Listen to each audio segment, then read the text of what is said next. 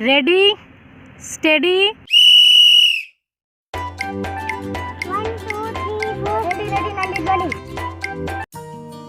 Hello students, I hope इन छोटे छोटे बच्चों को खेलते हुए देख के आपको भी अपने चाइल्डहुड गेम्स याद आ गए होंगे, राइट? मुझे भी याद आ जाते हैं जब मैं इन बच्चों को खेलते हुए देखती हूँ। आई रिमेंबर मेरी क्लास में भी ऐसे कुछ बच्चे थे जो अपना ही गेम इन्वेंट कर लेते थे। अगर आप में से भी कोई ऐसा है जो अपना गेम इन्वेंट करता है तो प्लीज़ कमेंट सेक्शन में लिख के ज़रूर बताइएगा। वैसे आज की जो स्टोरी है of magic lamps and genies, this story is written by the author Mark Twain. He is an American author who was born in USA. इनकी बहुत सारी नॉवेल्स पब्लिश हुई है and this story has been taken from his masterpiece. The name of the novel is the adventure of Huckleberry Finn. उसी में से इस extract को लिया गया है.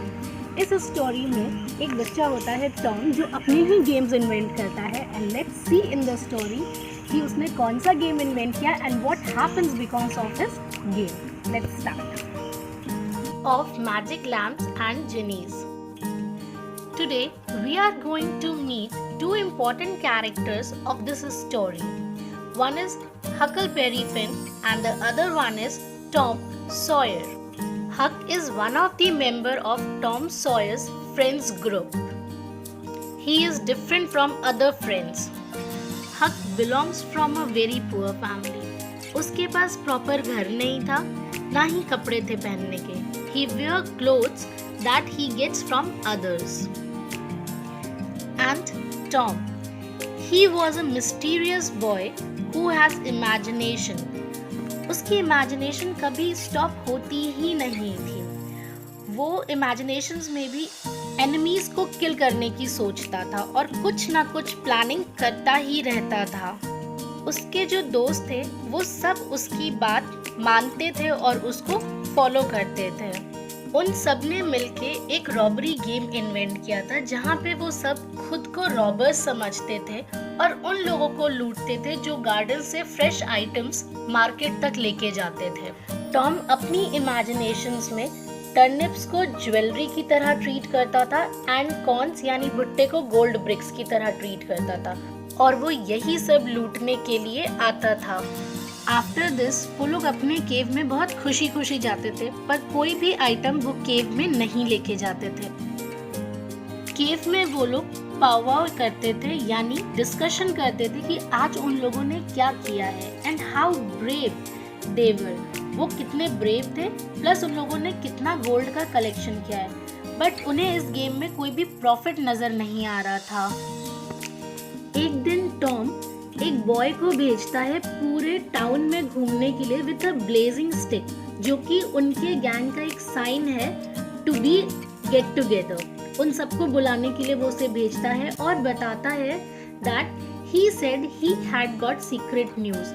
वो बताता है कि उसके पास एक सीक्रेट न्यूज है जो कि उसके स्पाइस ने उसको दी है और वो न्यूज ये थी कि नेक्स्ट डे जो है a whole parcel of Spanish merchants and rich Arabs are going to come in the cave hollow. एक cave hollow जगह है वहाँ पर जहाँ पे वो बताता है कि next day Spanish merchants और rich Arabs जो हैं वहाँ पर आएंगे with 200 elephants, 600 camels and over 1000 mules. ये इन सबको लेके वहाँ आएंगे और वो क्यों आ रहे हैं? Because they have diamonds with them. उनके पास बहुत सारे डायमंड्स हैं और 400 सोल्जर्स उस डायमंड को गार्ड करने के लिए वहां पर आएंगे. ये लोग प्लान करते हैं that they would lie in ambush. Ambush means surprise attack करना किसी हिडन पोजीशन से. सो इन लोगों की प्लानिंग थी कि ये लोग अब उस डायमंड को लूटेंगे जाकर. नाउ ही सेज दैट उन्हें अपने स्वॉर्ड्स और गन्स को रेडी कर लेना चाहिए. एक्चुअल में उसके पास लैक्स एंड ब्रूमस्टिक्स होते हैं जिसको वो अपने इमेजिनेशन में ही स्वॉर्ड और गन्स की तरह ट्रीट कर रहा होता है.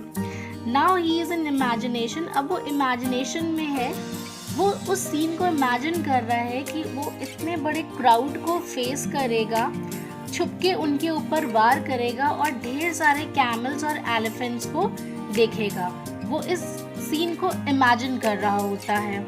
बट जब नेक्स्ट डे वो लोग वहाँ पहुँचते हैं तो वहाँ पे कोई भी स्पेनिश मर्चेंट नहीं होता है, कोई अरब्स नहीं होते हैं, ना ही कोई कैमल या एलिफेंट होता है। It wasn't anything but a Sunday school picnic. वहाँ पर सिर्फ एक संडे स्कूल पिकनिक होती है जिसमें कि प्राइमरी क्लास के बच्चे आए होते हैं। जब उनको कुछ समझ नहीं आया तो उन्होंने बच्चों को चेस करना शुरू किया, मीन्स उनका पीछा करना शुरू किया।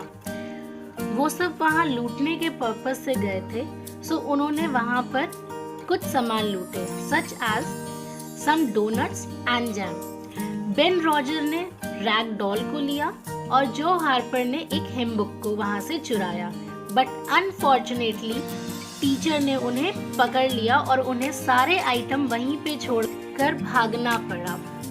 आफ्टर दिस हक जो है वो टॉम से बोलता है कि मुझे तो यहाँ पे कोई मर्चेंट्स नहीं दिखे, नो डायमंड्स, कैमल्स, एलिफेंट्स, कुछ भी नहीं है यहाँ पर। तो टॉम इन रिटर्न उसको रिप्लाई देता है कि तुम बेवकूफ हो, हमारे जो एनिमीज थे ना वो मजिशियंस थे। They knew we were here, so they turned the whole thing into Sunday school picnic.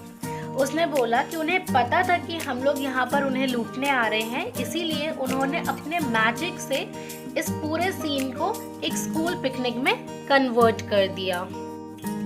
Now Tom tells him that how magicians have genies. Magicians के पास genies कैसे होते हैं, टॉम उसे ये बात समझाता है। वो बोलता है कि जो जिनीज होते हैं they are as tall as a tree and as big around as a church. वो बहुत टॉल होते हैं यानी लंबे होते हैं और बहुत बड़े होते हैं साइज में।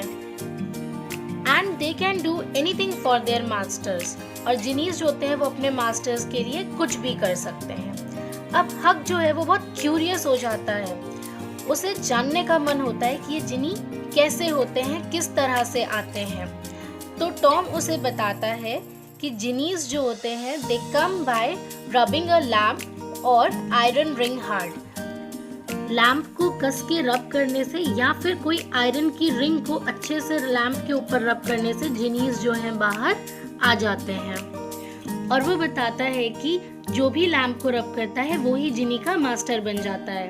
एंड जिनीज जो होते हैं वो बहुत पावरफुल होते हैं, they can do anything such as, जैसे वो एक पैलेस बिल्ड कर सकते हैं जो कि डायमंड्स का हो, या फिर उसे फिल कर सकते हैं च्युइंगम से या किसी और चीज से जो तुम चाहो।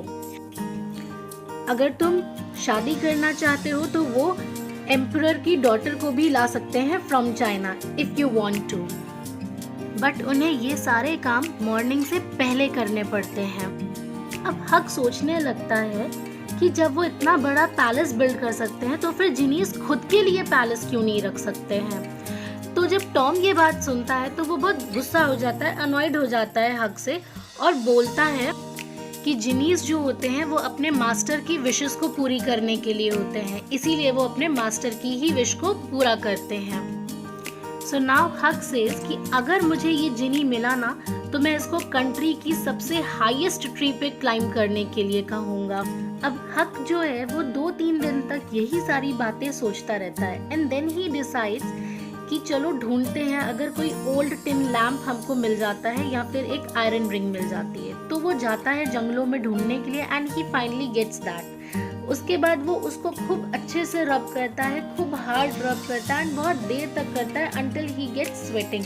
वो जब एकदम पसीना पसीना हो जाता है उसको रब करते करते तब वो फाइनली रुकता है एंड तब उसे रियलाइज होता है that it's one of the Tom's imagination stories only. ये कोई टॉम की इमेजिनेशन स्टोरी ही है। हक चाहता तो है बाकी बच्चों की तरह बनना जो कि टॉम को ब्लाइंडली फॉलो करते हैं, बट उसे एट द एंड रियलाइज हो जाता है that he can not be one of them. अगर आपको मेरा ये एक्सप्लेनेशन अच्छा लगा है then please don't forget to press like button. Thank you for watching.